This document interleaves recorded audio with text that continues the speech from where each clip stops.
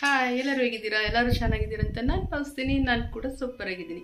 ಈ ದಿನ ಧೃತಿ ನಮ್ಮ ಮಗಳು ಏನೋ ಸ್ವೀಟ್ ಮಾಡ್ತೀನಿ ಅಂತ ಹೇಳಿದಾಳೆ. ನೋಡೋಣ ಏನು ಸ್ವೀಟ್ ಮಾಡ್ತಾಳೆ, ಕೇಳೋಣ.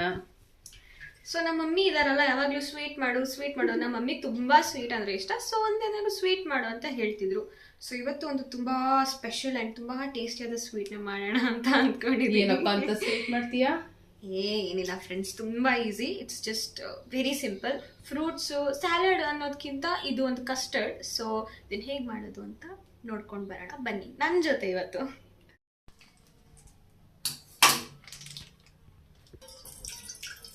ನಿಧಾನಕ್ಕೆ ಹಾಕು. ಹಾಕು. ನೋಡಿ ಎಷ್ಟು ಹಾಕ್ಲಿ? ಸಾಕು ಬಿಡು.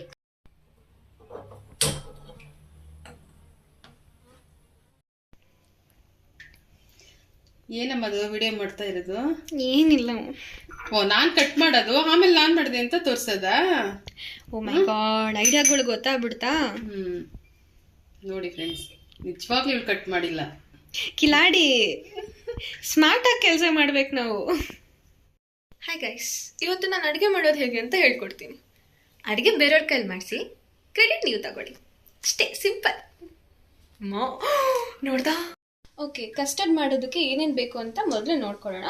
ಮೊದಲನೇದಾಗಿ ನಾನಿಲ್ಲಿ ಹಾಲನ್ನ ಆಲ್ರೆಡಿ ತೋರಿಸ್ದಂಗೆ ಕಾಯ್ಸಕ್ಕೆ ಇಟ್ಕೊಂಡಿದ್ದೀನಿ.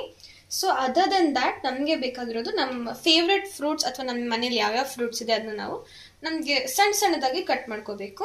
ಇಲ್ಲಿ ನಾನು ಆ್ಯಪಲ್, ಮ್ಯಾಂಗೋ, ಪೊಮೊಗ್ರಾನೆಟ್ನ ತಗೊಂಡಿದ್ದೀನಿ. ಮತ್ತು ಸ್ವೀಟ್ ಇರಬೇಕಲ್ವಾ, ಸೊ ಅಫ್ಕೋರ್ಸ್ ನಾವು ಶುಗರ್ನ ತಗೊಂಡಿದ್ದೀವಿ. ಮತ್ತು ಡ್ರೈ ಫ್ರೂಟ್ಸ್, ಇದು ಆಪ್ಷನಲ್ ಅಂತಲೇ ತಗೋಬೋದು, ಬೇಕಾದರೆ ಹಾಕೋಬಹುದು, ಬೇಡ ಅಂದರೆ ಬೇಡ. ಇದು ನಮ್ಮ ಕಸ್ಟರ್ಡ್ ಪೌಡರ್, ನಮ್ಮ main ingredient. 1 tablespoon custard ಪೌಡರ್ನ ಹಾಕೋದಕ್ಕೆ.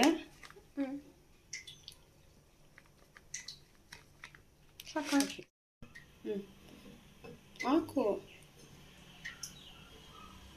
ಮಿಕ್ಸ್ ಮಾಡು. ಹಾಕು. ಇವಾಗ ಹಾಲು ಕುದೀತಾ ಇದೆಯಲ್ಲ, ಹಾಕು. ಚೆನ್ನಾಗಿ ಮಿಕ್ಸ್ ಮಾಡಿ ಬಿಡಬಾರ್ದು. ಮಿಕ್ಸ್ ಮಾಡಿ ಫುಲ್ ಹಾಕು. ಗಟ್ಟಿ ಆಗ್ತದೆ. ಅದೇ ಮತ್ತೆ ಮಾಡ್ತಾ ತಿರ್ಗಿಸ್ತಾ ಇರಿ. ನಿಧಾನ ನೋಡು. ಹಾಕು, ನಾನು ಹೇಳ್ತದೆ. ಹಾಕು, ಒಂದೆರಡು ನಿಲ್ಸು. ಅಷ್ಟೇ.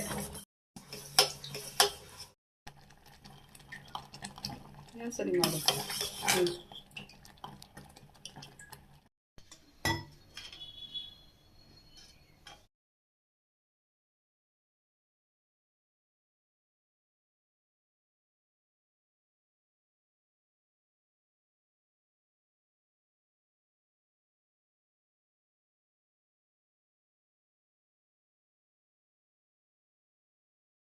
ನಾವು ಡ್ರೈ ಫ್ರೂಟ್ಸ್ನ ಆ್ಯಡ್ ಮಾಡ್ಕೊಳ್ಳೋಣ.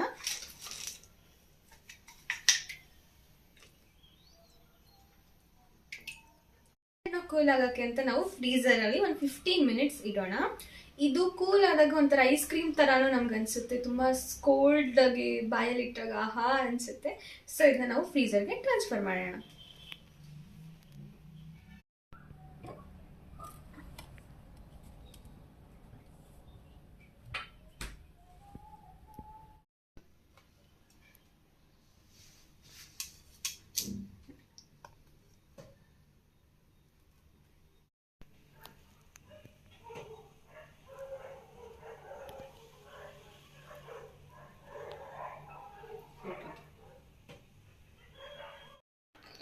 ಧೃತಿ ಸ್ವೀಟ್ ರೆಡಿ ಮಾಡಿದ್ದಾಳೆ.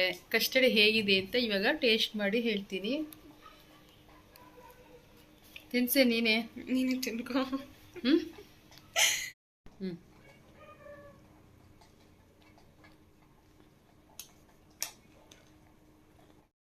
ಸ್ವೀಟ್ ಅಂತೂ ಸಿಕ್ಕಾಬಿಟ್ಟೆ ಸೂಪರಾಗಿ ಮಾಡಿದ್ದಾಳೆ. ನೀವು ಕೂಡ ನಿಮ್ಮ ಮನೇಲಿ ಈ ಸ್ವೀಟ್ನ ಟ್ರೈ ಮಾಡಿ. ಹಾಗೆ ಹೇಗೆ ಬಂತು ಅಂತ ನನಗೆ ಕಾಮೆಂಟ್ ಮಾಡಿ.